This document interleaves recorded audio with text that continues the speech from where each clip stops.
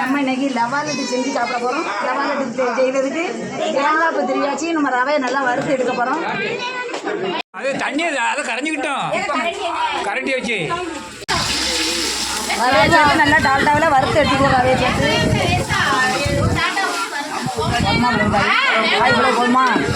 காய் இவ்வளோ போதுமா? நல்லா நம்ம நெய்யில வறுத்து எடுக்க போறோம்.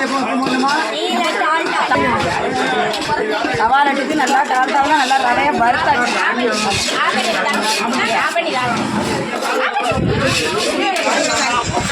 A few moments later. நம்மளுக்கு ரவா லட்டு ரெடி ஆயிடுது.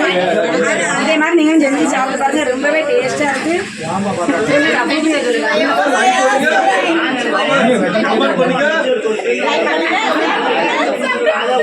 அடுத்த வீடியோல நம்ம பார்ப்போம். அடுத்து